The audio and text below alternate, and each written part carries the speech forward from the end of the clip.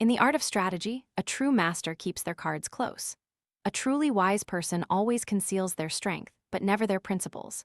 When people today think of Zhuge Liang, they often picture a brilliant strategist, a divinely insightful military advisor with countless schemes, seemingly knowing the world 3 steps ahead. But a closer look at his entire life reveals something less emphasized. Zhuge Liang didn't win by flaunting his intelligence, but by knowing when to conceal it. This, more than anything, is the core strategic lesson the ancients left for posterity. And it's particularly relevant in our modern society, where everyone is in such a hurry to display themselves. In the era of the Three Kingdoms, talent was not just an advantage, it was a danger. The more superior one appeared, the more easily one was drawn into conflicts, exploited, or eliminated. Zhuge Liang understood this profoundly, which is why he chose to live in seclusion in Longzhang, like a farmer who read books, seeking no fame, no position. This wasn't because he lacked great ambition, but because he understood a fundamental rule of strategy: never reveal your full strength until you are in position. A person who exposes all their capabilities before finding their rightful place is like stepping into a busy intersection, inviting scrutiny and calculation from every eye. From a modern perspective, this mindset appears in many fields. In the workplace, those who are new and immediately try to do others' jobs, proving they are better than their superiors, often don't go far. It's not because they lack skill, but because they reveal their strength too early, causing the system to become wary. Conversely, those who are calm, perform their duties well, observe the power structure, and understand internal dynamics before showcasing their superior abilities, are often the ones who endure and achieve sustainable advancement. This is how one conceals strength in modern life, very much in line with Zhuge Liang's thinking, even if the context has changed. The ancients clearly distinguished between concealing strength and concealing principles. Concealing strength means not displaying your full abilities, not playing all your cards, and not letting others fully grasp your limits. But concealing principles is different. It means hiding your core values or way of life. This Zhuge Liang did not do. He did not conceal his loyalty to the Han Dynasty court, nor his ideal of governing the nation peacefully. He simply wasn't in a hurry to use his intelligence to gain short-term fame.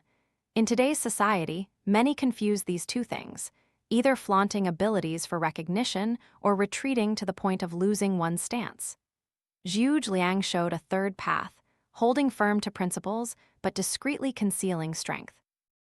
If we look back at the story of Liu Bei's 3 visits to the thatched cottage, we see it was not merely Liu Bei humbling himself to seek a sage, but a strategic game actively set up by Zhuge Liang. He wasn't quick to offer help on the first visit, nor did he immediately pour out all his plans just because he was invited. The 3 visits not only tested Liu Bei's sincerity, but also created a strategic imbalance.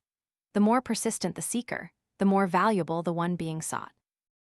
This is a very modern strategy concerning leverage and self-worth, if we apply it to today's context. In business, a truly skilled expert often doesn't rush to accept a partnership at any cost. They allow their partners to see their attitude, seriousness, and vision before making a decision. That's not arrogance, but preserving their position. A common mistake in modern times is assuming that if you don't show off, others won't know you're good. But Zhuge Liang proved the opposite. When your value is great enough, others will seek you out. The issue isn't whether to show off, but whether your capabilities have enough depth to create their own gravitational pull. Those who constantly talk about themselves are often those who haven't yet established their position. Those who have a strong position only need to exist in the right place, at the right time. In today's network society, where everyone can build a personal brand, this philosophy is even more worth contemplating. Many rush to display achievements, boast skills, and share all their strategic thoughts on social media, forgetting that once others know you too well, you lose the advantage of surprise. In business, leading companies never reveal their entire strategy. In politics, leaders always leave some room for maneuver. The same applies to personal careers. Those who reserve a part of their ability always have an escape route and a path forward. Zhuge Liang wasn't someone who didn't want recognition, but someone who understood that recognition that comes too soon can shorten the road ahead. When someone is labeled a genius too quickly, they become boxed in by expectations, scrutinized for every small mistake, and gradually lose space for experimentation. Conversely, those who rise slowly, building credibility step by step, have room to err, to correct, to mature. This is something modern society, which worships speed and instant results, easily overlooks. If we apply this idea to personal life, we'll find it's not at all distant. In social relationships, people who too quickly reveal all their thoughts, emotions, and abilities are often the ones most easily hurt. Those who know how to hold back apart, not to deceive, but to observe and adapt, are often the ones who maintain balance. Zhuge Liang understood that one's position doesn't come from how strong one is, but from others not knowing how strong one still is. In summary, Zhuge Liang's philosophy of concealing strength, but not principles, is not a petty trick, but a long-term strategic mindset. It teaches us how to survive in a competitive world without constantly straining to prove ourselves. It reminds us that in many cases, timely silence is worth more than 1,000 declarations, and holding back a part of one's ability is how one protects the path ahead. Looking back from modern times to the past, we realize that Zhuge Liang was not just a strategist of the Three Kingdoms, but a pioneer, thousands of years ahead of his time, in the art of maintaining one's position in a complex society. Asterisk 2. A master keeps their cards close because they understand today's strength can be tomorrow's burden. In common thinking, strength is always seen as an asset. Talented people are valued, capable people are given tasks, prominent people get attention. But the ancients saw a deeper layer. Any strength, if unchecked, can become a constraint. Zhuge Liang understood this very well. Throughout his life, he wielded his intelligence like a sheathed sword, drawing it only when truly necessary and never letting others fully grasp its sharpness. When Zhuge Liang emerged from Longzhang, he didn't step onto a stage to showcase his talent, but onto a dangerous chessboard of power. There, being brilliant not only earned respect, but also led to dependence, which then could shift to wariness. This is an age-old rule of human society. When someone becomes too important, the system begins to find ways to control or replace them. Zhuge Liang understood that if he revealed his full capabilities from the start, he would quickly become an indispensable pillar. But precisely because of that, he would lose strategic freedom. In ancient strategic philosophy, there's a very clear realization. Being needed does not mean being safe. When an entire group, nation, or organization relies too heavily on one individual, that individual will be forced to bear responsibilities beyond their control.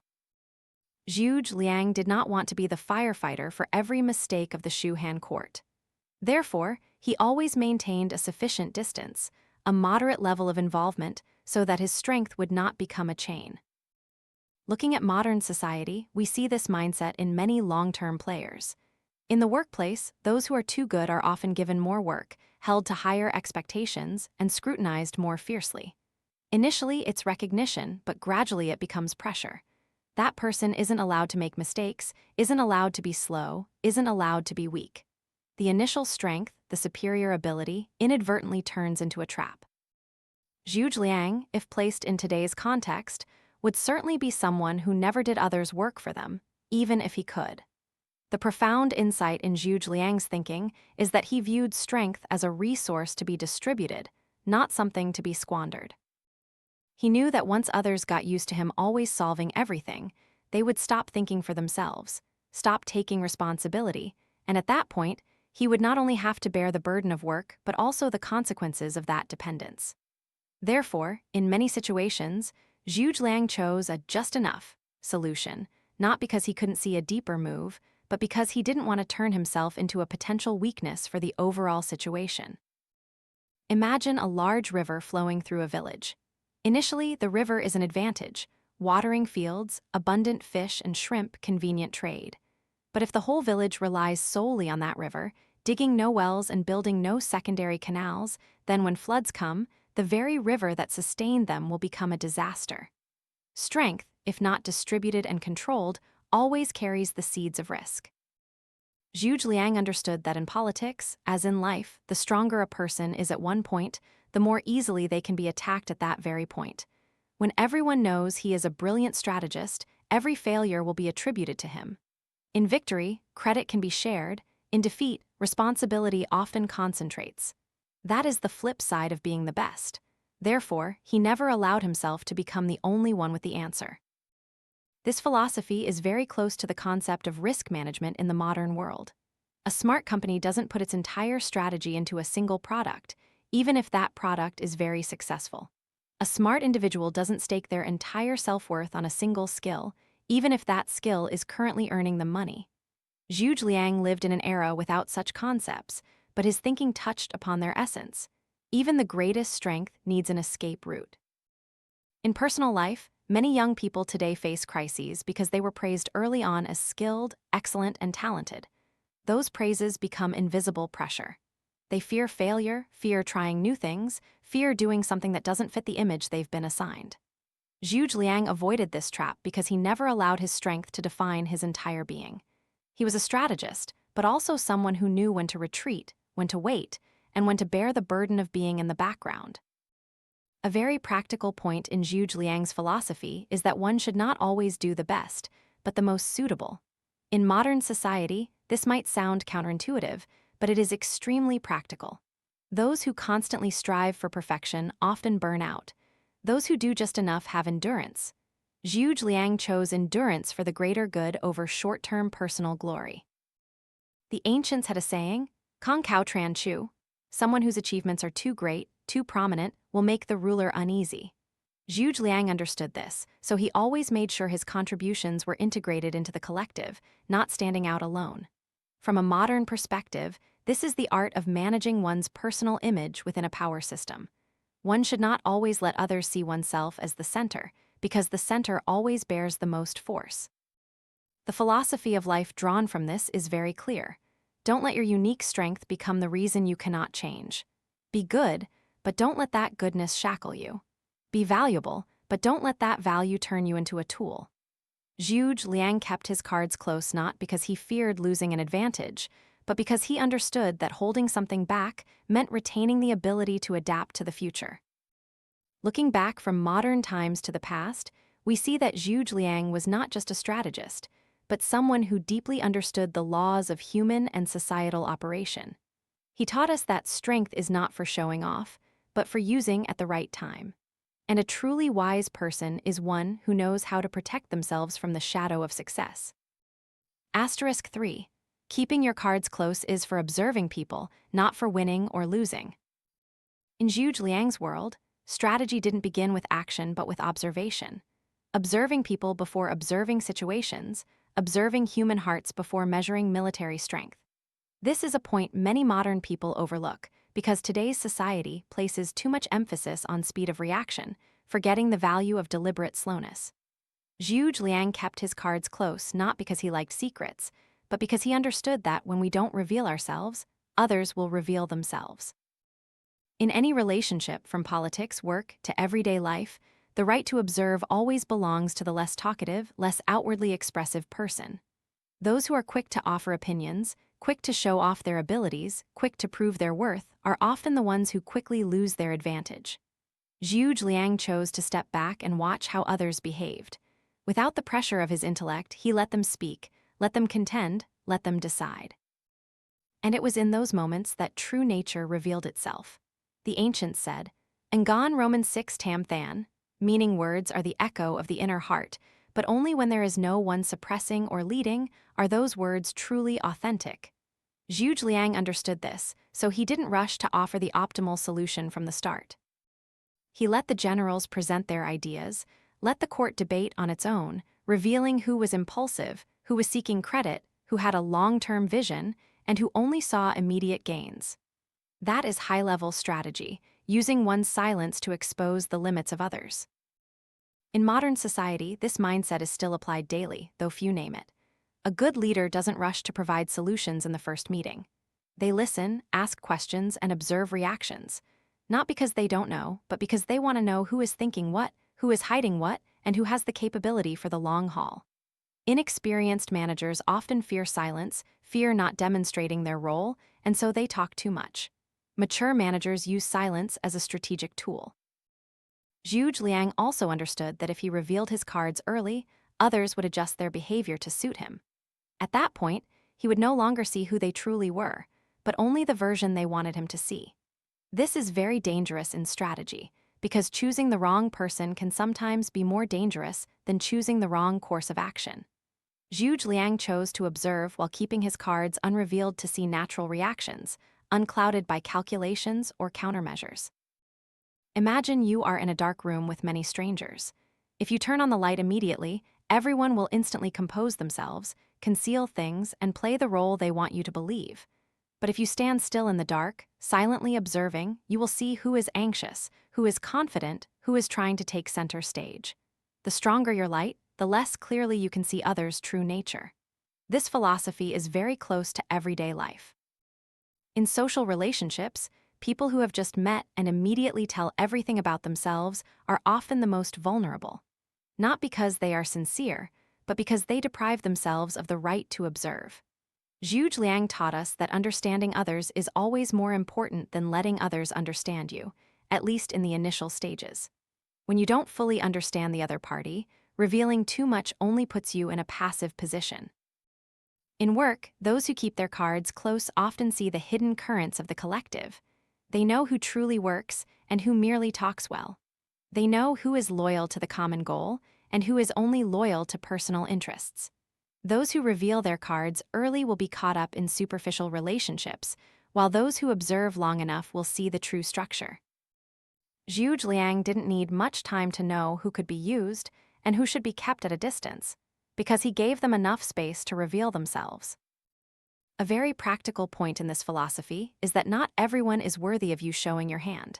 Showing your hand to the wrong person is lowering your own value. Zhuge Liang did not use strategy to win every small battle, but to build a long-term position. Therefore, he didn't need to prove his brilliance to everyone. He only needed to know who was worth his full intellect and who should just be kept at arm's length. In modern society, where information is rampant and everyone has a voice, retaining a part of one's thoughts for oneself becomes even more important. Those who say everything on social media often lock themselves into a fixed image. Those who hold back their opinions, only revealing them when necessary, retain the ability to adapt to change. If Zhuge Liang lived today, he would certainly be very cautious with public statements, not out of fear, but because he understood the weight of words in shaping how others perceive him. Keeping your cards close to observe others is also a way to protect your emotions. When we haven't placed too many expectations, haven't exposed our entire inner self, we have a safe distance to evaluate a relationship. Zhuge Liang didn't blindly trust anyone absolutely, but he also wasn't blindly suspicious. He let time and behavior answer instead of promises. This is a very realistic philosophy of life. Don't listen to what people say they are.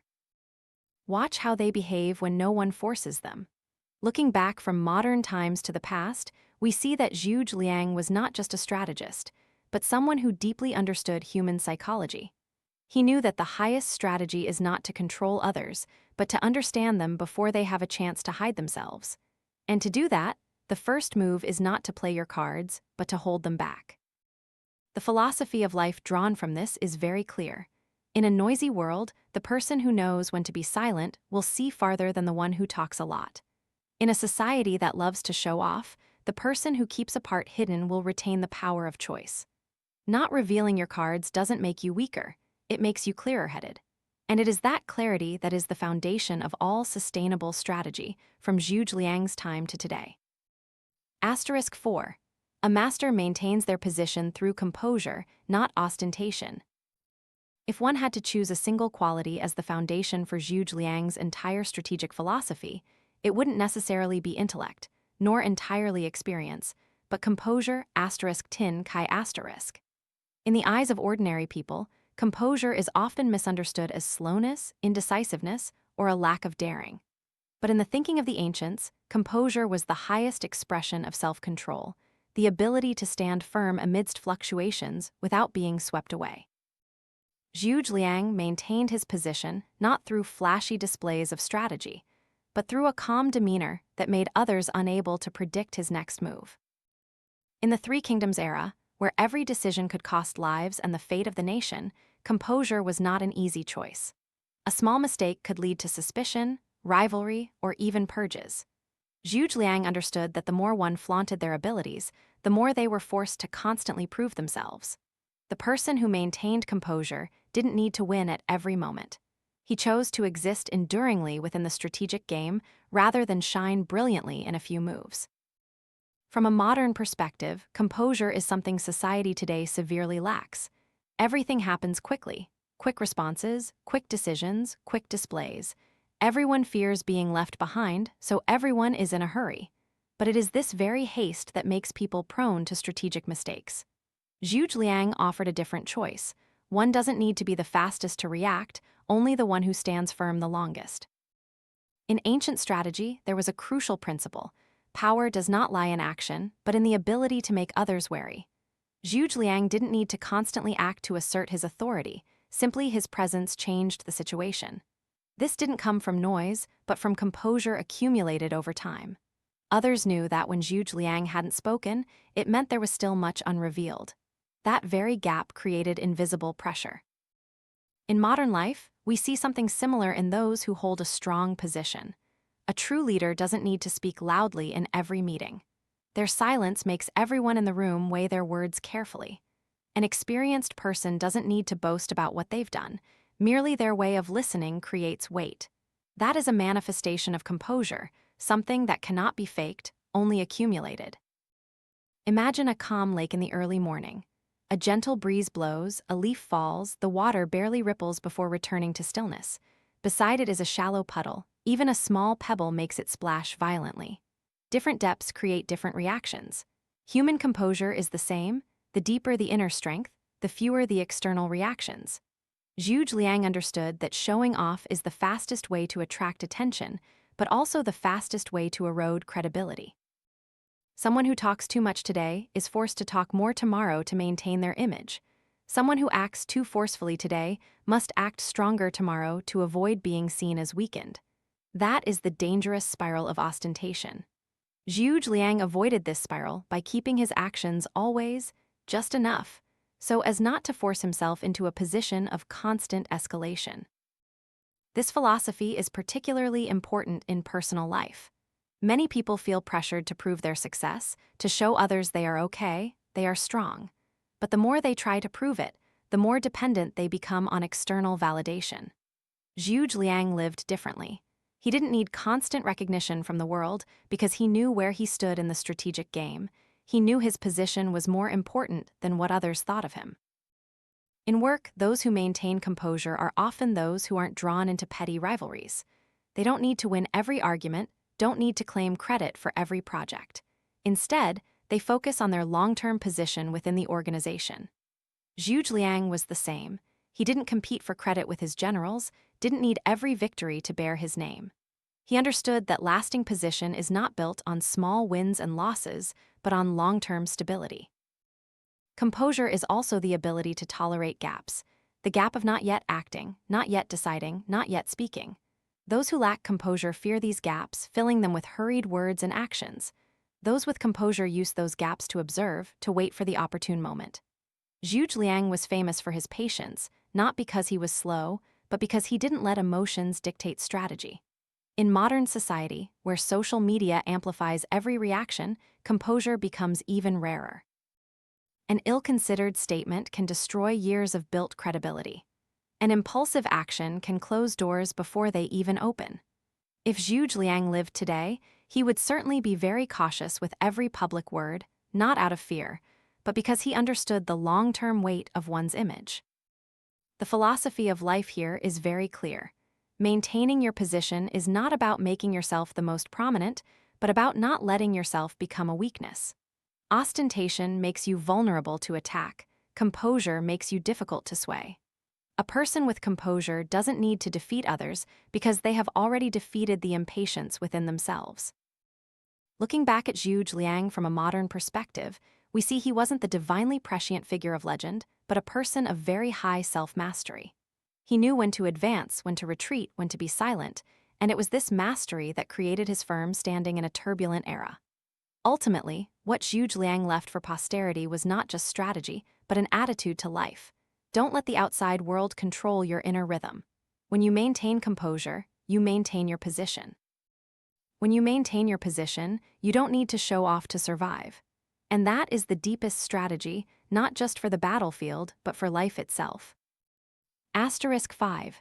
Keeping your cards close is not to defeat others, but to preserve yourself. When reflecting on Zhuge Liang's entire strategic thought, merely stopping at his skill in calculation and planning is too superficial. Because the deepest layer of his wisdom lies not in victory, but in survival. While most people enter life with a strong desire to win over others, to win against circumstances, to win against fate, Zhuge Liang asked a different question. How does one avoid being eliminated from the game too soon? Keeping one's cards close, ultimately, is about preserving oneself before thinking about winning or losing. Throughout history, many figures have been lauded for their resounding victories, but quickly disappeared when times changed. Zhuge Liang was not always the winner, but he was always present, maintaining his role until the end of his life. This is a profound difference between superficial strategy and foundational strategy. Those who only know how to win often exert all their strength for each battle. Those who know how to survive will save the most important part for the unforeseen twists ahead. The ancients understood that life is not a single battle, but a long series of interconnected strategic games. Winning one game doesn't decide everything, but losing a big game can mean never having a chance to return to the board. Zhuge Liang kept his cards close because he didn't set the goal of winning immediately, but the goal of not losing to the point of no return. This is an extremely profound philosophy of life, especially relevant in modern society where people are often caught up in the pressure for early success. In today's life, many young people burn themselves out to achieve rapid success, overworking, making all-in investments, sacrificing health, relationships, and mental stability for a short period of brilliance. While on the rise, they feel invincible. But when circumstances change, when markets fluctuate, when their strength wanes, they realize they have saved nothing for the future. Zhuge Liang lived the opposite way. He always held something back. Keeping your cards close, in this sense, means not exhausting your life's resources, not draining your intellect, your emotions, your trust in others. He understood that if a person uses everything to achieve a single goal, then when that goal is gone, they will be empty. Therefore, he always kept a part of himself hidden, a part unused, as a reserve to cope with unpredictable changes. Imagine you are crossing a long desert. Two people start together, both carrying water. The first person drinks it all whenever thirsty, believing they need to be strong at every step. The second person drinks just enough, always saving a portion for the road ahead, even without knowing how much more desert there is. Initially, the first person seems more comfortable, but when the desert stretches longer than expected, only one person still has the ability to continue. Zhuge Liang chose to travel like the second person. He didn't use all his intelligence to create overwhelming victories because he understood that the greatest victory is having enough strength to face tomorrow. This is something many modern people only realize when they are already exhausted.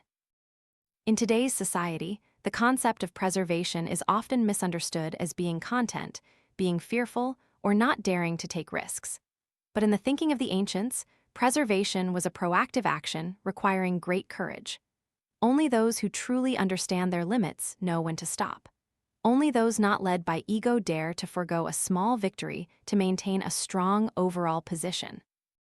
Zhuge Liang kept his cards close also because he understood a bitter truth. The world doesn't usually reward the best, but often rewards those who survive the longest within the system. In politics, in work, in society, those who disappear early, no matter how talented, no longer have a voice. Those who remain, even if not the most brilliant, still have the opportunity to influence the situation. Zhuge Liang chose to be the latter. This philosophy is very close to how modern life operates. In a career, those who conserve their energy often have a longer path than those who burn brightly and fade early. In investment, those who don't go all in often survive more cycles than those who bet everything. In relationships, those who don't put all their emotions in one place are often less hurt to the point of breaking. All converge on one point, knowing how to hold back so you can continue. A very deep point in Zhuge Liang's thought is that he didn't view existence as weakness. On the contrary, he saw it as a prerequisite for realizing any ideal. Without oneself, there are no principles. Without a position, there is no voice. Therefore, preservation is not avoidance, but protecting one's ability to act in the future. In personal life, this is reflected in not forcing oneself to win every argument, not needing to be right in every relationship, not always rushing to the front line. There are times when retreating is not due to defeat, but because it's not yet time to stake everything. Zhuge Liang taught us that wisdom lies not in always advancing, but in knowing when to maintain one's position. Looking back from modern times to the past, we see that Zhuge Liang was not someone without ambition, but someone with long-term ambition. He didn't aim for fleeting glory, but aimed to maintain influence until the end of his life. And he actually achieved that, not because he was always right, but because he didn't push himself into irreversible situations. The philosophy of life drawn from this is very clear and also very difficult to practice. Don't live as if today is the last day. Live as if you still have a very long way to go. Not revealing your cards doesn't make you weaker, it makes you more enduring. In a volatile world, endurance is an underestimated form of strength. Ultimately, Zhuge Liang leaves us a silent reminder. Winning others is but a moment, preserving oneself is a lifetime.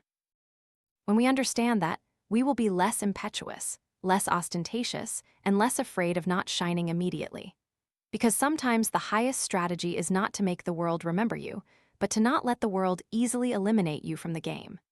Zhuge Liang left to posterity not just strategy, but a way of living, knowing how to preserve oneself amidst storms, knowing when to hide and when to appear at the right time. In a noisy world, the one who goes far is not the one who talks the most, but the one who still has enough composure to keep going.